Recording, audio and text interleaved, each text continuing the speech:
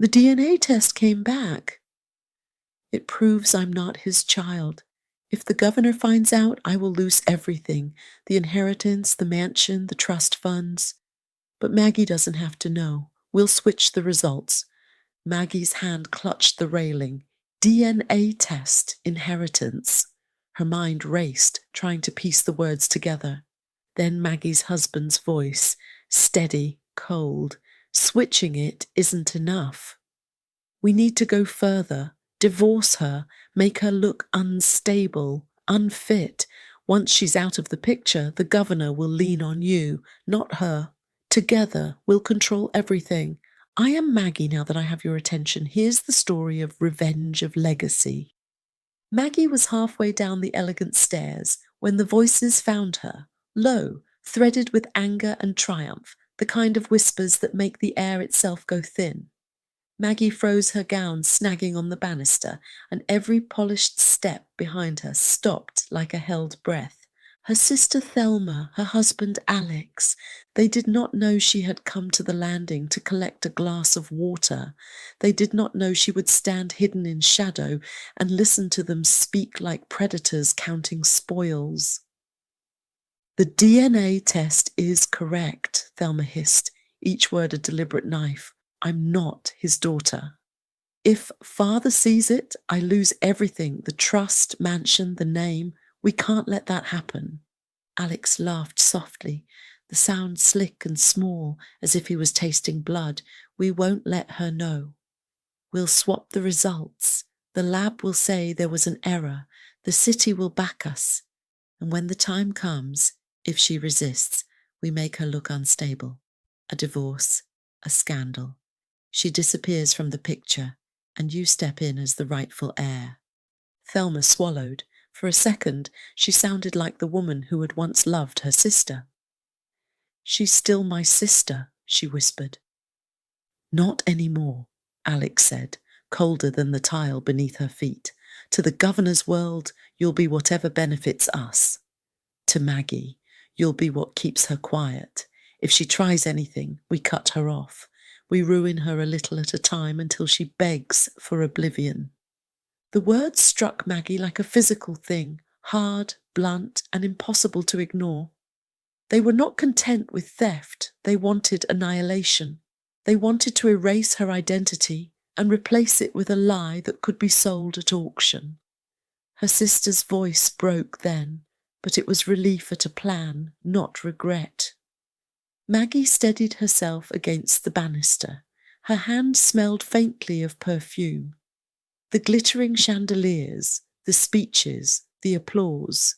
Tonight's pageantry had been a theatre of betrayal. Her father, the governor, would be speaking in an hour about legacy and honour, while the people closest to him carved her out of his life with deliberate hands. She thought of the governor's laugh, deep and paternal, a sound that once wrapped her like a blanket. She thought of how he had kissed her forehead at every victory, and how his pride in her had been the axis of her world. Thelma's voice told her that none of it was secure. Her pulse thudded in her throat with a new rhythm, fear braided with a cold, precise anger. She could have burst through the door, grabbed Thelma by the throat, torn the smugness from Alex's face with bare hands. She could have shouted the truth into the great oak-panelled room and let the scandal fall where it might. But violence and impulse would be the sailors of their own undoing. Rage would only make them predict her. She had been raised among strategists and lawyers, people who built empires with signatures and silences. She had learned to hide a blade behind a smile. So she smiled. She smoothed the gown and returned downstairs as if nothing had happened. She danced with dignitaries and laughed at jokes she did not hear. She accepted the governor's hand, and she let her husband kiss her cheek. She let the cameras catch her in a golden halo. Her sister laughed, clinking glasses with her husband. They thought they were safe. They thought Maggie was blind. They both embraced each other on the ballroom floor. They looked inseparable. That night, in the cool sanctuary of her room, Maggie stripped off the costume of civility and became something else, patient, deliberate, and endlessly cruel in the way patience can be. She moved like a woman unravelling a sweater stitch by stitch, pulling at threads until a pattern came loose. First, proof. Without evidence, a conspiracy is just air. She needed facts, transactions, a paper trail. She remembered Alex's arrogance, how he believed his cleverness could outpace any system. He had made careless choices, gifts disguised as favours, payments that left faint fingerprints on shell accounts. And Thelma, in her trembling moment, had not taken care to clean every corner. Maggie began with small things. She hired a young private investigator under the pretense of preparing a quiet legal defense for a petty charity dispute. The man was eager, hungry for a retainer and a story. He was fluent in bank ledgers and silence. He fed on hush-hush conversations in locked cars and receipts hidden in glove compartments. In 2 weeks, he unearthed a chain of transfers, a string of modest sums siphoned through a labyrinth of holding companies, ending in a private account that, if traced through intermediary shells, led back to a lab technician with a demonstrable history of bribery. She watched Alex more closely. There were late calls, wrapped in the dull privacy of his excuse board meetings, urgent contracts, donor dinners. He favoured the certainty of his voice now. He did not bother to mask his calls with care. He trusted the mantle of the mansion to protect him. His arrogant faith tasted like fuel.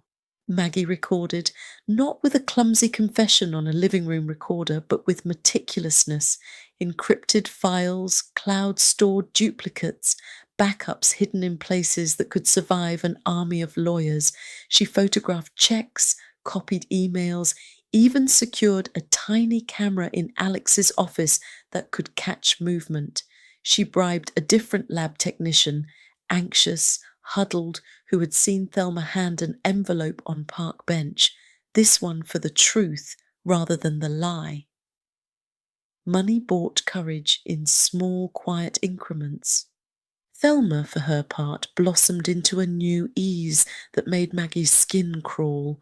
The girl who had once shared secrets at midnight now wore a mask of entitlement and practiced it in daylight, cultivating an intimacy with the governor that was performative and obscene.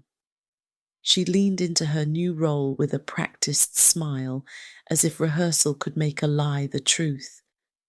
Then came the night Maggie pushed a single button that set the rest in motion.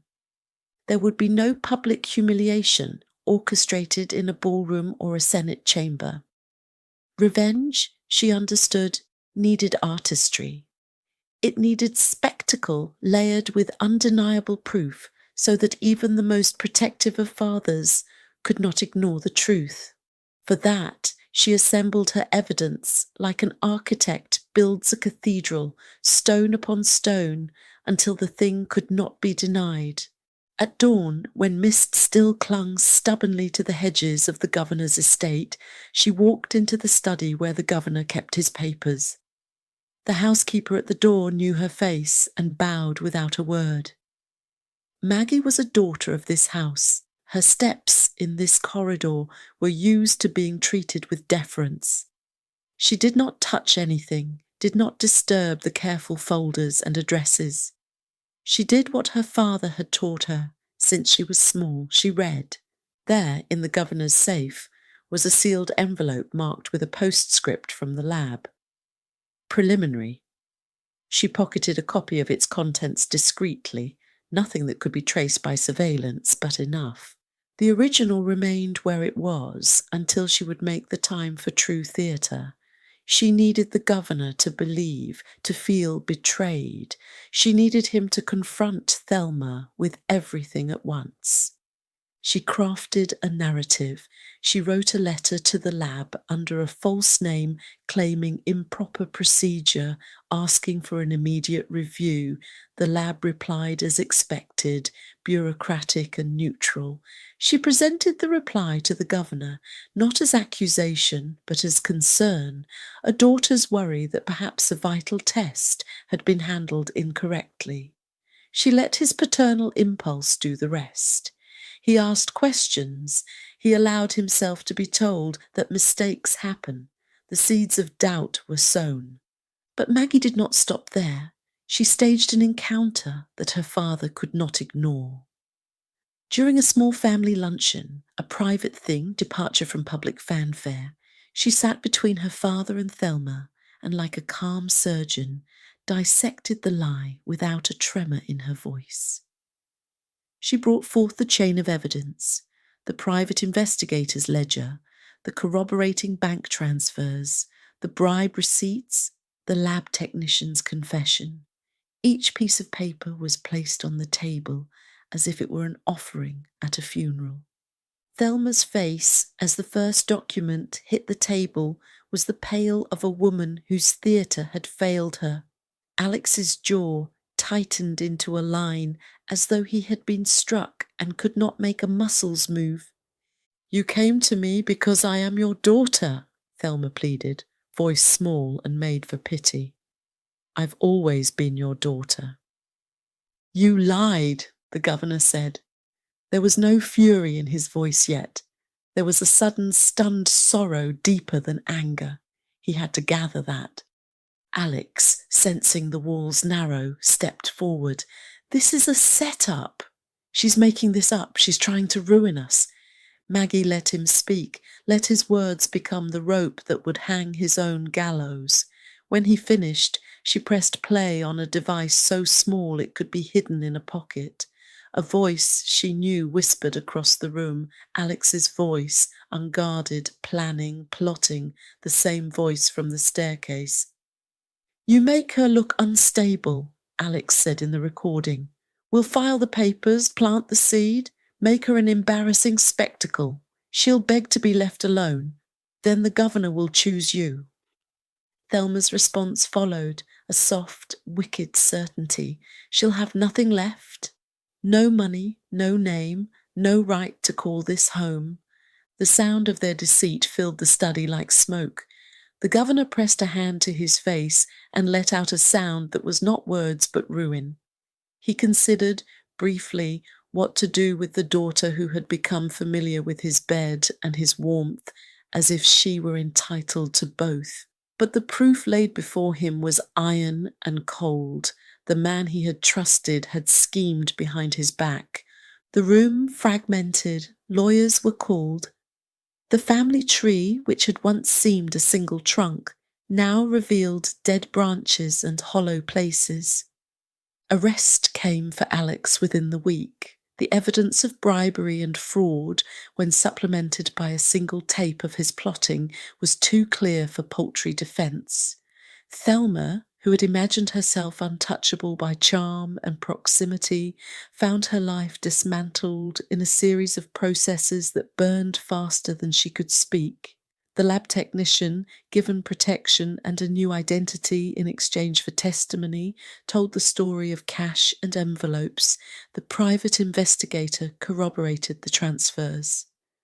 The governor, old, proud, and in pain, signed the papers that revoked Thelma's privileged position, at once protecting the lineage he had always thought secure and wearing a new grief. But fairness, Maggie discovered, is not clean. In the weeks after the truth came to light, the mansion felt airless, as though a slow leak had emptied the house of something living. People who had smiled before now give curt nods.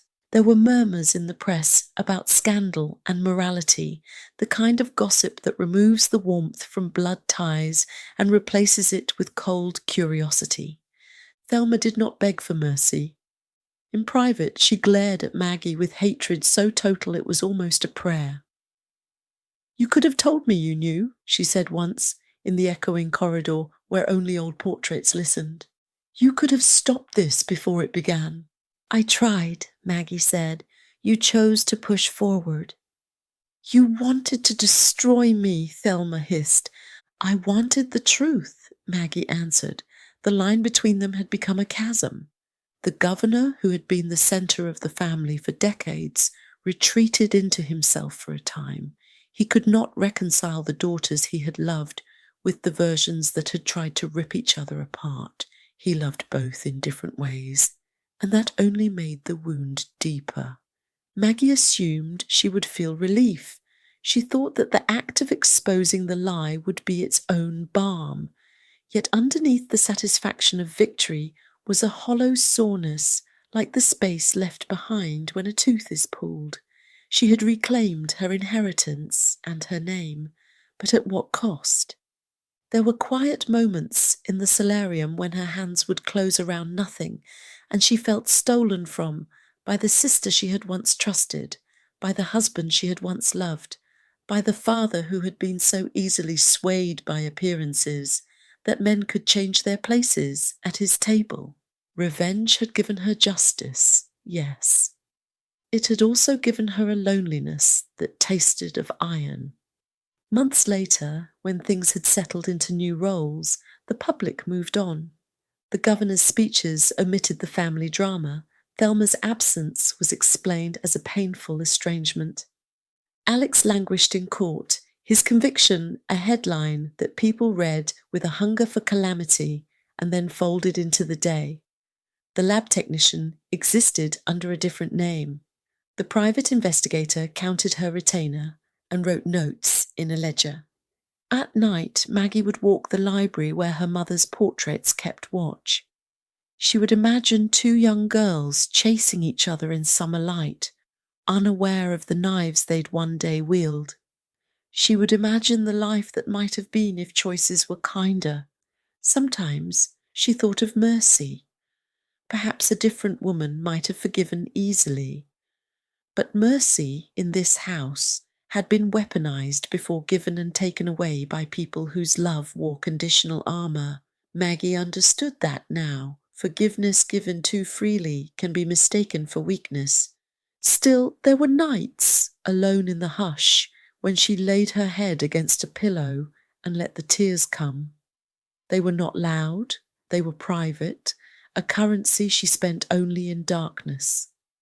In the morning, she would rise, put on her gloves, and tie the knot of her hair just so.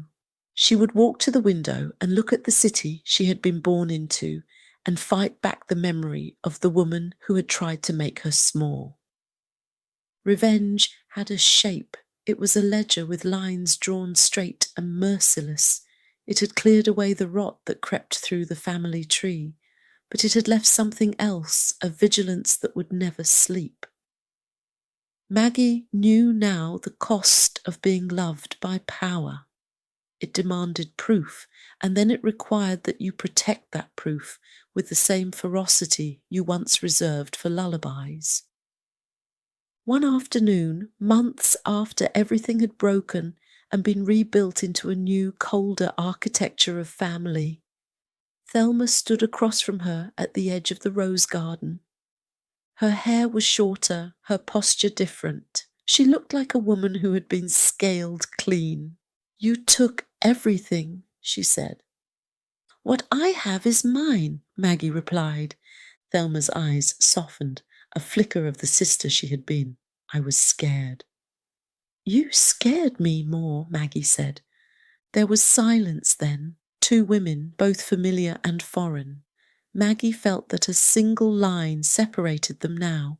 One had chosen honesty once it mattered. The other had chosen a lie that would have burned the house down. She walked away and did not look back. The sun dropped lower behind the trees, and the mansion's windows caught the light and threw it back, cold and distant. She had protected her name, the governor's legacy, and the estate built by people who had never imagined their heirs could be so precise with knives. But she had also discovered that victory leaves a residue. It stains. The satisfaction of being proven right came with a taste she could not swallow. In the quiet that followed, Maggie guarded not only her inheritance, but the terms in which it would be remembered. She would teach her children, if she ever had them, the difference between legacy and entitlement, between truth and convenient fiction. She would name names, in private and in schoolrooms, about what trust meant. She would not allow vulnerability to be weaponized against the people she loved. If revenge had become her language in the short, roaring season of betrayal, she would make the rest of her life a different dialect, one of repair, rigour, and, perhaps someday, a safer kind of mercy. But she would never be naive again. The woman who returned to the ballroom weeks later to accept an award for civic duty did so with eyes that had seen the machinery of deceit and learned its rhythms. Thelma, with less and less to hide behind, moved beyond their walls and found a small, austere life. She wrote the occasional op-ed on privilege. Alex's name turned up in court transcripts and late-night news segments, each paragraph a brick that built his fall. The governor, older and quieter, took up a new habit of walking the grounds at dusk. Once he paused and found Maggie at the old West Gate, where the roses leaned like conspirators. He looked at her as though measuring mercy against truth.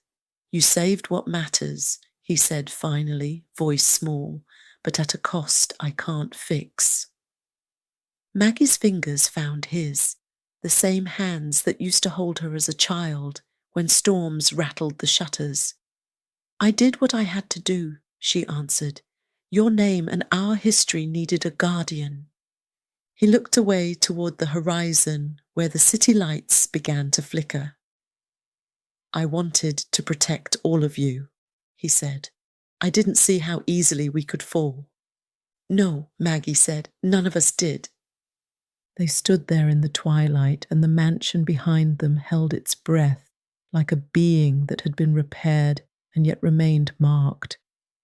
There was relief now, yes, a settling of dust. But there was also knowledge, a kind of hard wisdom that would guide the household from then on. Revenge had been the instrument of justice when other measures failed. It had cut down a lie and opened a wound so wide that everyone could step around it without dressing it. Maggie had chosen to wield it with care, with a mind for proof and an insistence on permanency.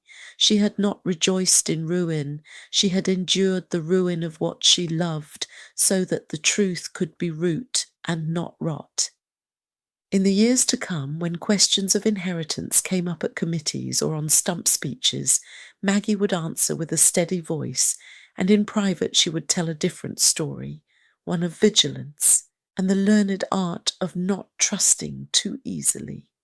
She had walked the line between daughter and avenger, and had come back changed. She had kept the governor's name whole, but she had lost something too. The easy warmth of a sister's embrace, the unexamined safety of home. That loss would not be trivialized by any verdict, any settlement, any public restoration. In the end, Maggie understood something fundamental. Power protects and corrupts in equal measure, and those who sit close to it must learn, with hard eyes, how to defend themselves, not for greed, but for preservation. She would remain watchful, her hands steady on the wheel of the life she had reclaimed. And when the next generation asked about the long, awkward silence at the family table, she would tell them this truth, that sometimes the only way to stop a lie is to let its makers speak until the sound itself betrays them, and then to hold the evidence up in the full light so that no one can pretend it was ever anything else. The phone rang. It was Thelma. She said to Maggie, "I am very sorry for everything. Alex was the mastermind." Maggie responded, "You thought you'd steal my legacy. But in the end, you gave me the only gift I needed, a reason to destroy you." The mansion's chandeliers glittered overhead, but the light no longer seemed golden. It was sharp, icy. For Maggie, the governor's daughter, had learned a final truth. When betrayal festers in silence, revenge becomes the only language left to speak.